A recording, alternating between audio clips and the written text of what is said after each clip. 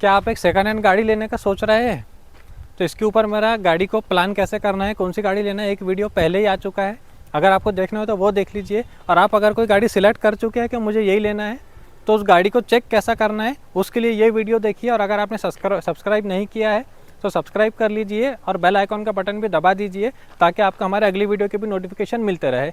इस वीडियो में ये गाड़ी को हम पूरा चेक करके बताएंगे आपको कि गाड़ी में हमें क्या क्या पॉइंट्स देखने हैं, क्या क्या कवर करना है, कैसा है, अगर कोई प्रॉब्लम है तो छोड़ना है, और कुछ अगर प्रॉब्लम ऐसा है जो हम रिपेयर कर सकते हैं तो उसे गाड़ी को कंसिडर करना है। इस वीडियो में हम डिटेल में बताने वाले हैं, तो बने रहिए आखिर तक।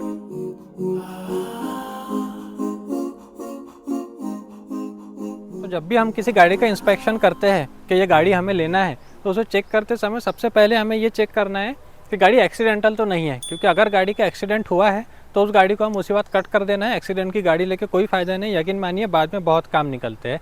तो अब मैं आपको कुछ टिप्स बताऊंगा जिससे हम ये पता कर सकते हैं कि गाड़ी एक्सीडेंटल है या फिर नहीं है। तो सबसे पहले इसमें आप गाड़ी का आरसी देखिए। आरसी के ऊपर 2 ईयर लिखे हुए रहते हैं, एक होता है रजिस्ट्रेशन और दूसरा होता है मैन्युफैक्चरिंग। तो हमें मैन्युफैक्चरिंग ईयर देखना है। अब ये जो गाड़ी है इसका मैन्युफैक्चरिंग है 21 का। तो इसमें ये जो ग्लास होते हैं साइड के फ्रंट के, इसमें एक स्टिकर लगा होता है यहाँ पे छोटा सा, इसके ऊपर ईयर लिखा रहता है। अब देखिए ये गाड़ी है 21 की, तो यहाँ पे मैं हाथ रखता हूँ ताकि आपको क्लियर दिखिए। यहाँ पे 21 लिखा हुआ है। उसके बाद में पीछे का डोर भी देखिए, यहाँ पे भी 21 लिखा हुआ है। तो इस तरह से आपको इसके सारे ग्लास चेक करना है। अब ये गाड़ी में देखिए, ये जो फ्रंट का ग्लास है विंडशील्ड, इस पर 22 लिखा हुआ है, क्योंकि ये बाद में चेंज किया गया है। अब इसका ये मतलब नहीं कि एक ग्लास चेंज किया हुआ है तो आप उस गाड़ी को रिजेक्ट कर दें कि ये एक्सीडेंटल है, क्योंकि कभी कभी बॉल लग के या पत्थर रख के कोई भी चीज़ लग के ग्लास फूट सकता है। तो अब हमें ये चीज़ माइंड में रखना है कि इसका ये ग्लास चेंज हुआ है, तो हमें फ्रंट पे ज़्यादा फोकस करना है इसको चेक करने में कि कहीं इसका फ्रंट से एक्सीडेंट तो नहीं हुआ है। तो आइए बाकी की टिप्स आपको बताता हूँ अब। तो दोस्तों, हमें इस गाड़ी के फ्रंट पे शक हुआ है कि ये जो विंडशील्ड है ये चेंज करी गई है, तो शायद इस गाड़ी का फ्रंट से कोई एक्सीडेंट हुआ होगा। लेकिन अगर विंडशील्ड फूटना है तो फ्रंट से भी छोटा मोटा एक्सीडेंट नहीं, मेजर एक्सीडेंट होगा गाड़ी का। तो हमें फ्रंट पे फोकस करना है। तो अब मान लीजिए कि फ्रंट से एक्सीडेंट हुआ है, तो फिर इस गाड़ी का जाहिर सी बात है रीपेंट होगा सामने से। तो हमें ये चेक करना है कि गाड़ी रीपेंट है क्या। तो इसका ये जो बोनट का कलर है, ये देखकर मुझे कुछ भी फील नहीं हो रहा है कि ये किसी तरह से कुछ रीपेंट है। ये मुझे ओरिजिनल पेंट इसका दिख रहा है। उसके बाद में इसे अगर हम ओपन करते हैं तो अंदर इंसुलेशन वगैरह भी कंपनी का ही है। ये मैं किस चीज़ पे जज कर पा रहा हूँ, जो बात में पिछली वीडियो में कहा था कि एक से ज़्यादा रेडिको देखिए। मैंने इसके अलावा दूसरे भी रेडिको देखा हूँ, इसलिए मुझे ये चीज़ देख के समझ रही है कि इस गाड़ी में जो है ये ओरिजिनल है। उसके बाद एक चीज़, ये जो डैटसन का मोनोग्राम है ये कंपनी का है, क्योंकि जो डुप्लीकेट आता है उसके अंदर ये ऐसा उठा हुआ नहीं रहता है, ये प्लेन आता है, सिर्फ सिल्वर कलर में डैटसन लिखा हुआ रहता है। ये चीज़ डुप्लीकेट होती है। ये जो है ओरिजिनल है, क्योंकि यहाँ पे देखिए ये उठ के लिखा हुआ है उसके ऊपर, सिर्फ पेंट नहीं है सिल्वर, इसलिए ये भी ओरिजिनल है। अगर एक्सीडेंट हुआ होता तो वो भी चेंज कराया जाता था। उसके बाद फिर हम अगर हुड ओपन करके अंदर देखते हैं गाड़ी में, तो अंदर हमें किसी तरह की कोई एब नॉर्मल वेल्डिंग नज़र नहीं आना चाहिए। जिस तरह समझो यहाँ से कुछ कटा हो वेल्डिंग हो, इधर से कुछ कटा हो वेल्डिंग हो, इस तरह की कोई वेल्डिंग मुझे इसमें नज़र नहीं आ रही है। इस पे से मुझे ऐसे फील हो रहा है कि शायद गाड़ी का एक्सीडेंट ना हुआ हो, और जो भी गाड़ी के पिछले ओनर कह रहे हैं कि ग्लास इस वजह से फूटा था, वो बात उनकी सही हो।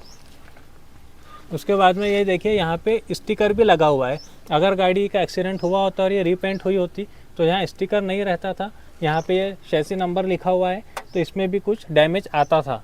तो ये सब चीज़ों से हमें समझ में आ रहा है कि इसका फ्रंट से कोई एक्सीडेंट नहीं हुआ है। तो अब हम गाड़ी को दूसरी साइड से चेक करते हैं। गाड़ी के जब मैं पेंट का इंस्पेक्शन कर रहा था कि ये गाड़ी रीपेंट है क्या, तो मुझे पता चला कि इसका जो बूट है पीछे का ये रीपेंट किया हुआ है। आप स्क्रीन पे देख सकते हैं, यहाँ पे जो कलर है ये देख के समझ आ रहा है कि अलग है।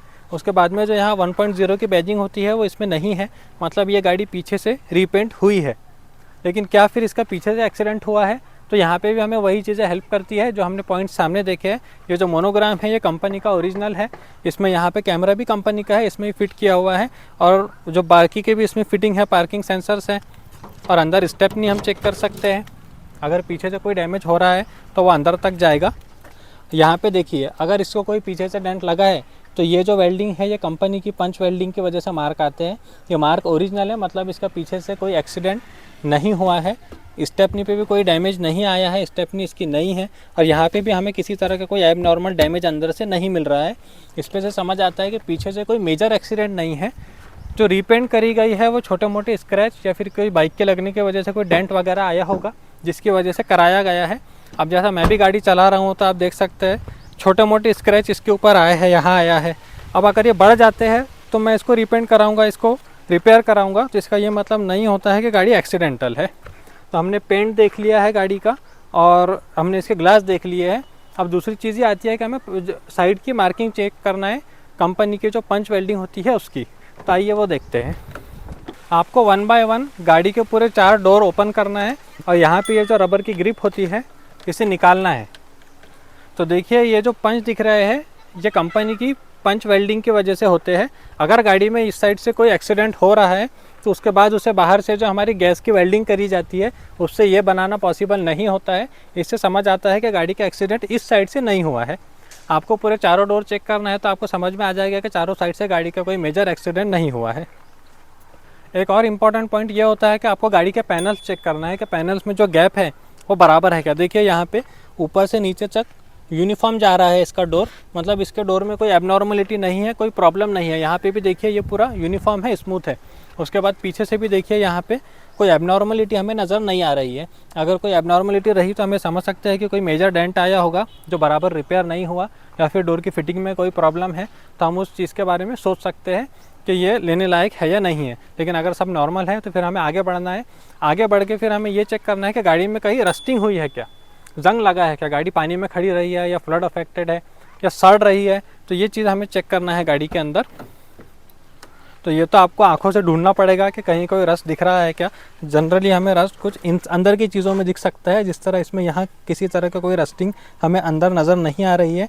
नीचे से इसमें मैटिंग करी हुई है, अगर आप जो गाड़ी देख रहे हैं उसमें मैटिंग नहीं है तो आप उसको भी हटा के चेक कर सकते हैं, पर इसमें तो वो चीज़ पॉसिबल नहीं हो पाएगी। यहाँ पे भी देखिए किसी तरह की कोई रस्टिंग हमें नज़र नहीं आ रही है। उसके बाद एक इम्पॉर्टेंट पॉइंट आता है दोस्तों, वह है गाड़ी के टायर। हमें चारों टायर चेक करना है, स्टेपनी भी चेक करना है, क्योंकि टायर सस्ते नहीं आते हैं। गाड़ी लेने के बाद हमारा दिल ये चाहता है कि अब इसमें कोई खर्चा ना आए, हम गाड़ी को यूज़ करते रहे, लेकिन गाड़ी आपको परेशान कर देती है बार बार पंक्चर होके और आपको प्रॉब्लम होता है। तो इसलिए गाड़ी के टायर अच्छे से चेक कर लीजिए। और टायर ऐसा चेक नहीं करना है कि ऐसा बैठ गए और देख लिए हो गया। मैं आपको बताता हूँ टायर चेक करने का तरीका। अभी देखिए मैं क्या करने वाला हूँ। गाड़ी स्टार्ट कीजिए, स्टीयरिंग को पूरा एक साइड घुमाइए तो इस तरह टायर निकल के बाहर आ जाएगा।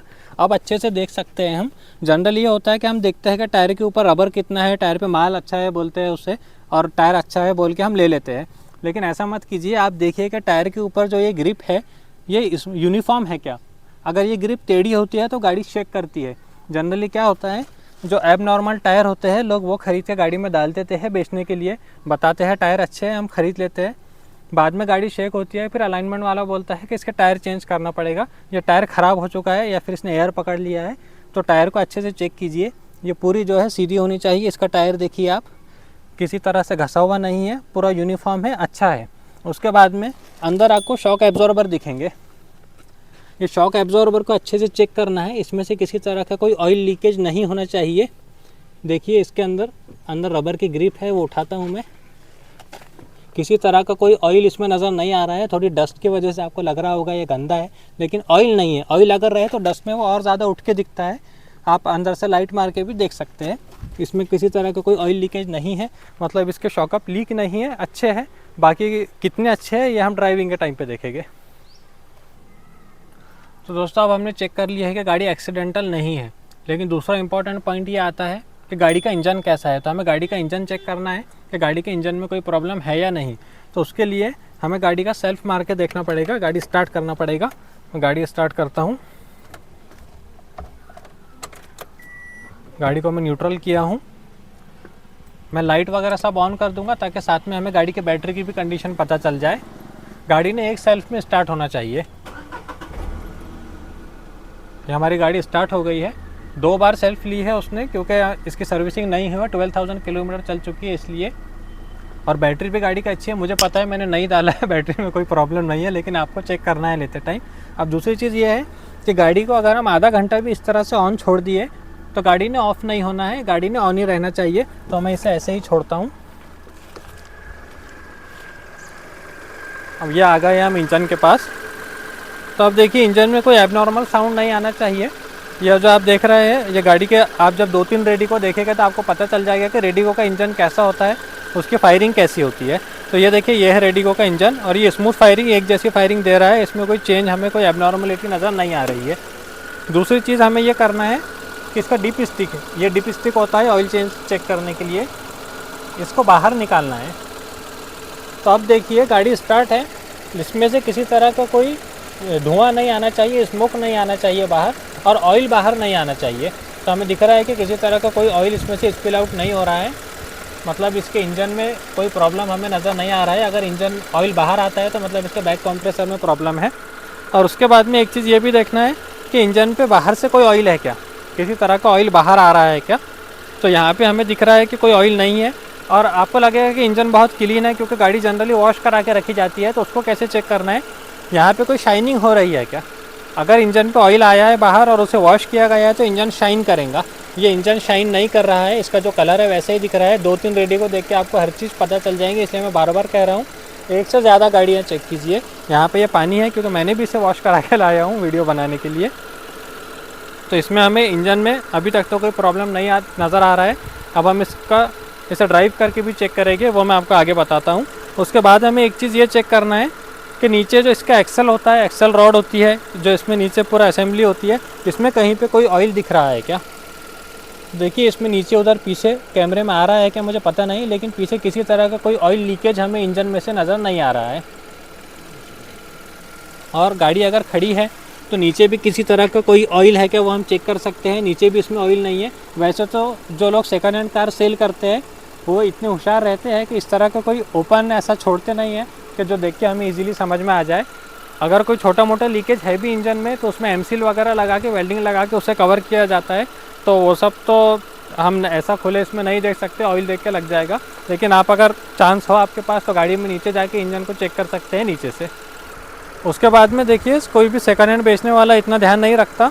आप इसका कूलेंट का बॉक्स चेक कीजिए, इसमें कूलेंट है या वाटर है ये चेक कीजिए, क्योंकि इसमें कूलेंट ही डालना चाहिए। अगर वाटर डालते हैं तो अंदर रस्टिंग के चांसेस हो जाते हैं। इसका जो सब पूरा इंजन में से कूलेंट घूम के आता है और ये बॉक्स के अंदर भी ये सब जो हमें दिख रहा है यहाँ पे रस्टिंग हो सकती है।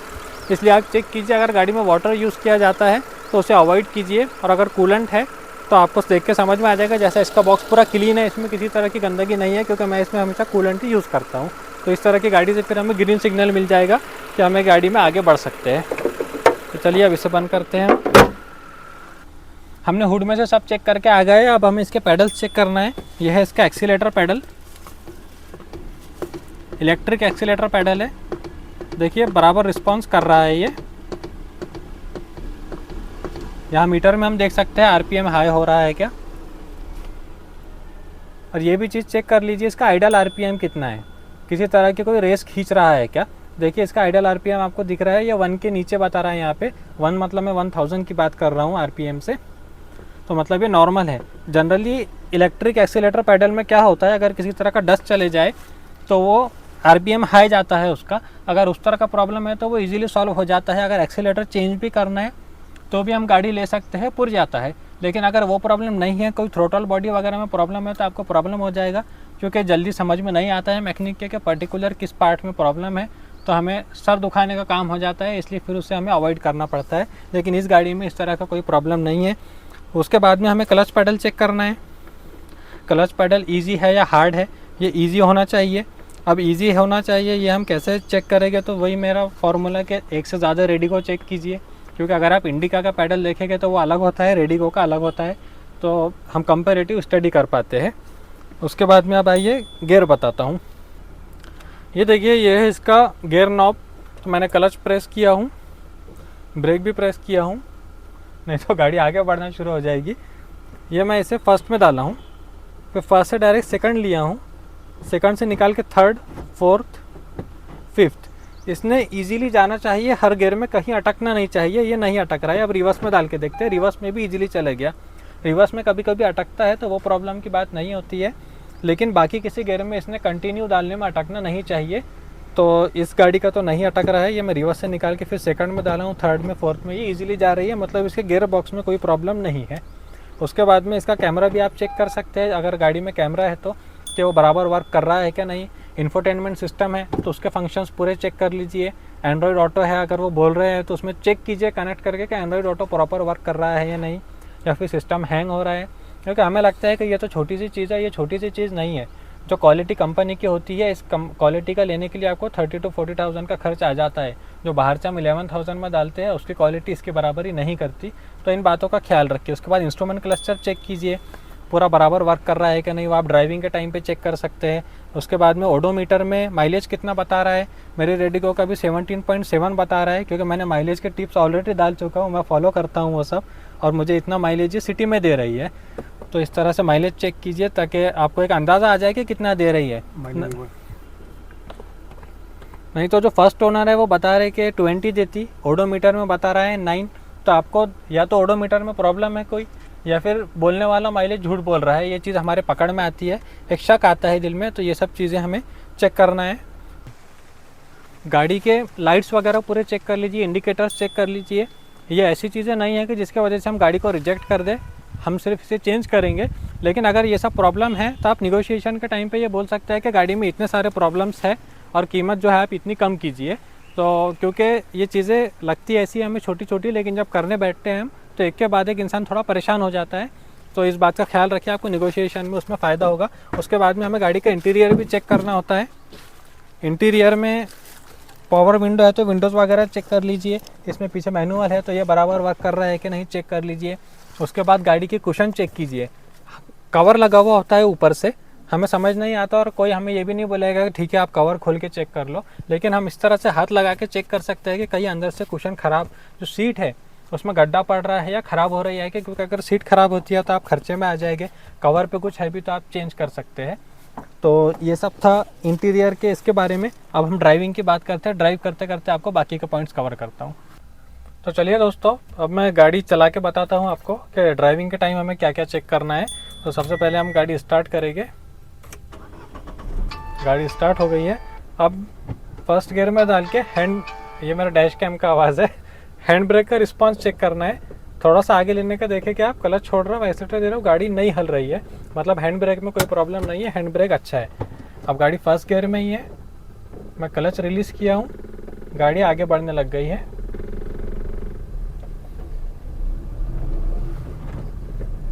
अब हम पहले रोड पे निकल जाएंगे। हर तरफ रॉन्ग साइड से आते रहते हैं लोग। अब देखिए, सबसे पहले रंबल्स आ गए तो सस्पेंशन की बात कर लेता हूँ कि गाड़ी में जो है स्प्रिंग होते हैं उस पर गाड़ी झूलती है। तो जब आप इस तरह के रंबल से निकल गए, समझो कोई ख़राब होल से निकल गया, तो गाड़ी ने जल्दी से स्टेबल हो जाना चाहिए। अगर गाड़ी प्लेन रोड पर आने के बाद भी थोड़ी देर झूल रही है तो मतलब उसके स्ट्रट्स में प्रॉब्लम है, सस्पेंशन में काम निकल सकता है। ये गाड़ी आपने देखा है कि रंबल से निकलने से स्टेबल हो गई है। सीट बेल्ट रिमाइंडर, मतलब इसमें उसके भी कोई प्रॉब्लम नहीं है, ये हमें इत्तेफाक से देखने को मिल गया। अब देखिए, दूसरी बात यह है कि हमें इंजन का पावर चेक करना है कि इंजन में कोई ख़राबी है क्या, इंजन में वो पावर जो होना चाहिए गाड़ी का वो है या नहीं है। तो उसके लिए पेट्रोल गाड़ी में तो ये बहुत ईजी होता है, आपको सिर्फ प्रॉपर गियर में रखना है गाड़ी और एक्सीलेटर प्रेस करना है, तो आपको ऐसा लगेगा कि गाड़ी छूट के भागना चाहती है। देखिए, और अब हम ब्रेक करेंगे तो ये देखिए रंबल्स आ गए हैं, हमने ब्रेक किया है, ब्रेक में किसी तरह की कोई आवाज़ नहीं आई। ये देखिए गाड़ी स्टेबल हो गई, रंबल ख़त्म होते से गाड़ी स्टेबल हो गई, मतलब सस्पेंशन में कोई काम नहीं है, हमें कोई झटका नहीं लगा, किसी तरह की खड़खड़ की आवाज़ नहीं आई। अगर नीचे से आपको टायर के पास से कोई खड़खड़ आवाज़ आ रही है तो मतलब इसके लोअर आर्म में बॉल जॉइंट में कोई काम निकल सकता है। उसके बाद में अगर ब्रेक मारते टाइम पे आपको आवाज़ आ रही है तो इसका मतलब यह है कि इसके जो ब्रेक पैड्स है सामने के वो घस गए हैं, उसमें कोई काम उसको चेंज करना पड़ेगा। तो ये छोटे खर्चे हैं जो ब्रेक पैड का है, इसमें कोई प्रॉब्लम नहीं है, आप परचेस करके उसे चेंज कर सकते हैं। लेकिन सस्पेंशन में अगर काम है तो वो टेंशन की बात हो सकती है, उसके टाइम पे सोचना है, या फिर कम से कम 20,000 कम कराना है, आपको 30,000 कम कराना है। उसके बाद अभी तक हम नॉन एसी में चल रहे थे, अब हम एसी ऑन कर देंगे गाड़ी का। एसी का परफॉर्मेंस चेक करना है, पूरी एयर बराबर आ रही है या नहीं वो चेक करना है, डायरेक्शन बराबर आ रही है या नहीं वो चेक करना है। और उसके बाद एसी थोड़ी देर तक चलने देना है, क्योंकि कभी कभी ये होता है कुछ गाड़ियों में कंप्रेसर का प्रॉब्लम होता है, तो एसी कुछ देर तक ठंडा करता है, उसके बाद में ठंडा करना बंद कर देता है। तो वो चीज़ हमें चेक करना है। इस गाड़ी में मुझे पता है कोई प्रॉब्लम नहीं है, गाड़ी बराबर कूलिंग कर रही है। और फिर एसी में भी हमें इंजन का पावर चेक करना है। एसी में थोड़ा फ़र्क पड़ जाएगा, छोटे इंजन की गाड़ी है, 3 सिलेंडर है तो, लेकिन एसी में भी गाड़ी ने उठना चाहिए। और उसके बाद एसी में मैं आपको सजेस्ट करूँगा कि एक बार हाई स्पीड जाके देखिए, क्योंकि जब हम हाई स्पीड जाते हैं ना, बहुत सी गाड़ियाँ ऐसी होती है जो 70-80 के ऊपर जाती ही नहीं है। इंजन इतना अंडर पावर हो चुका होता है, पुराना हो चुका होता है, इंजन में काम होता है। तो इस तरह का प्रॉब्लम नहीं होना चाहिए। अब ये गाड़ी है देखिए मेरी, इसमें मुझे तो पता है कोई प्रॉब्लम नहीं है, लेकिन मैं आपको बताऊंगा। एसी ऑन है, 4th गियर में है, पिकअप अच्छा ले रही है, गाड़ी में हाई स्पीड में कोई किसी तरह का कोई स्टेबिलिटी का प्रॉब्लम नहीं आ रहा है। और उसके अलावा गाड़ी शेक नहीं कर रही है। जो मैं आपको टायर में बताया था कि ग्रिप सीधी होनी चाहिए, अगर टायर आउट है तो गाड़ी शेक करती है। पहले मैं रोड पे निकल जाऊंगा, सेफ्टी मेरे लिए ज़्यादा ज़रूरी है। हाँ चलिए, अब देखिए हाई स्पीड पे जाएंगे हम, ट्रैफिक का ध्यान रखते हुए।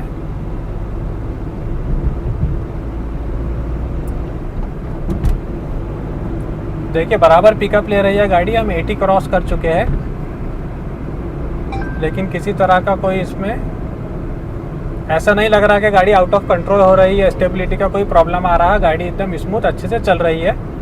और अभी भी 80 के ऊपर भी गाड़ी एक्सीलरेटर पेडल प्रेस करने पे पिकअप ले रही है, मतलब इंजन में कोई प्रॉब्लम हमें नज़र नहीं आ रहा है इस गाड़ी के। उसके बाद में अलाइनमेंट चेक कीजिए। जब हम दोनों हाथ छोड़ देते हैं तो गाड़ी ने एक साइड नहीं जाना चाहिए, स्टीयरिंग ने सीधा रहना चाहिए और गाड़ी सीधी चलती रहनी चाहिए। हमारी गाड़ी में अलाइनमेंट का कोई प्रॉब्लम नहीं है। अब मान लीजिए कि गाड़ी एक साइड जा रही है तो ओनर ये कहेगा कि अलाइनमेंट नहीं है, अलाइनमेंट कराना पड़ता है। तो सबसे पहले तो ये सवाल आता है कि अलाइनमेंट कराया हुआ क्यों नहीं है गाड़ी का। जब गाड़ी बेचना है या गाड़ी यूज़ में है तो उसका अलाइनमेंट करा के रखना चाहिए। कल को आपने अलाइनमेंट कराए और वहाँ पे आपको पता चला कि इसके शॉक एब्जॉर्बर में प्रॉब्लम है, वो आउट हो चुका है, तो आपको खर्चा निकल जाएगा। इसलिए अगर ऐसा है तो आप उसे बोलिए कि अलाइनमेंट करा के देख लेके, जाके वहीं चेक कराइए अलाइनमेंट। क्योंकि सस्पेंशन में काम की वजह से भी ऐसा होता है कि गाड़ी एक साइड खींचती है, वह अलाइनमेंट से प्रॉब्लम सॉल्व नहीं होता है। इस तरह के जो प्रॉब्लम होते हैं, जो डिटेक्ट नहीं होते हैं, ये बहुत परेशान करते हैं बाद में। इसलिए इन सब बातों का हमें ख्याल रखना है। गाड़ी के स्टीयरिंग का रिस्पांस चेक कीजिए। ये भी आपको पता चला कि एक से ज़्यादा गाड़ी चला करके स्टीयरिंग कैसा होता है। स्टीयरिंग ने बराबर रिस्पांस करना चाहिए। मैं इसे जैसे ही घुमा रहा हूँ गाड़ी पलट रही है, बराबर आउट नहीं हो रहा है स्टीयरिंग। और उसके अलावा जब हम पूरा टर्न लेते हैं, मान लीजिए किसी टर्न पे आप पूरा काट रहे हैं स्टीयरिंग को, तो किसी तरह की नीचे से कट आवाज़ नहीं आना चाहिए। और इसके अलावा आप थोड़ा रफ रोड पे चला के देखिए ताकि आपको पता चले कि गाड़ी के पैनल्स में से कोई आवाज़ आ रही है क्या, क्योंकि ये जो आवाज़ें होती है छोटी छोटी, ये इरिटेट करती है बाद में। तो वो रिपेयरेबल है क्या, आप उसे रिपेयर कर सकते हैं क्या, ये सब बातें भी चेक कर लीजिए। अब मान लीजिए कि आप गाड़ी को हाई स्पीड में चला रहे हैं, चेक कर रहे हैं, गाड़ी में कोई प्रॉब्लम नहीं हो रहा है, गाड़ी एक साइड भी नहीं खींच रही है, लेकिन आपको ऐसे फील हो रहा है कि गाड़ी शेक कर रही है। तो शेक करने के बहुत से रीज़न हो सकते हैं। एक तो ये कि जो मैं टायर का बताया आपको कि टायर अगर आउट है तो भी गाड़ी शेक करती है, लेकिन आपने टायर भी चेक किया है, वो भी आपको बराबर लग रहे हैं, कोई प्रॉब्लम नहीं है। तो फिर गाड़ी शेक करने का एक प्रॉब्लम ये भी हो सकता है कि इंजन में जो प्लग होते हैं उसमें से अगर कोई एक ख़राब हो जाए तो इंजन का जो मैकेनिज़्म होता है उसमें जो करंट जाता है उसमें मिस फायर होता है। एक प्लग ख़राब होने की वजह से, मिस फायर होने से इंजन शेक करता है, जिसकी वजह से गाड़ी शेक करती है। अगर इस तरह का प्रॉब्लम आपके इंजन में निकल जाता है तो वो भी खर्चा पड़ेगा। इंजन में अगर काम है तो उस गाड़ी से दूर हट जाइए। और अगर गाड़ी सीधी चलते चलते एक साइड नहीं जा रही, बस ऐसी एक लहर मार रही है, सीधी चल रही गाड़ी, एक ऐसी लहर मार के फिर से सीधी चल रही है, आपके समझ में नहीं आ रहा कि अचानक से आउट ऑफ कंट्रोल क्यों जा रही थी, तो भी गाड़ी मतलब समझ लीजिए कि इसका एक्सीडेंट हुआ है, इसके फ्रेम में ही नीचे कोई प्रॉब्लम आ चुका है। ऐसी गाड़ी से भी दूर हट जाइए। गाड़ी का क्लच अगर आपको हार्ड लग रहा है, चलाते टाइम पे प्रेस करने में हार्ड है, तो ये प्रॉब्लम हो सकता है कि गाड़ी का क्लच प्लेट पे काम आने वाला है। तो उसका भी आप जो है खर्चा कम करा सकते हैं, पैसे काटिए उसके भी। गाड़ी पुरानी हो चुकी है, कितने किलोमीटर चली है, उससे भी आप अंदाज़ा लगा सकते हैं क्लच की कंडीशन का। जितना हो सके लंबा टेस्ट ड्राइव लीजिए ताकि आप गाड़ी को अच्छे से ऑब्जर्व कर सके। एक से ज़्यादा गाड़ी चलाएंगे तो आपको खुद चला के फील हो जाएगा कि इस गाड़ी में कोई प्रॉब्लम आ रहा है। तो अच्छे से ध्यान से गाड़ी चलाइए, पूरी तरह से ऑब्जर्व कीजिए और फिर अपना डिसीज़न बनाइए किसी भी गाड़ी को लेने के बारे में। तो ये सब था दोस्तों इन 2 वीडियोस के बारे में। जितना हो सका मैं पॉइंट्स कवर करने की कोशिश किया हूँ। अगर कोई पॉइंट रह जाता है तो उसका वीडियो बाद में आ जाएगा। आपको ये सब बातों का हमें गाड़ी लेते टाइम ख्याल रखना है। चैनल को सब्सक्राइब नहीं किया है तो सब्सक्राइब कीजिए, लाइक कीजिए, शेयर कीजिए, और हमारे जितने वीडियो आते हैं हमारे इंस्टाग्राम, फेसबुक पे भी अकाउंट है, आप उसे भी फॉलो कीजिए ताकि आपको डेली अपडेट्स मिलते रहे। तो थैंक यू।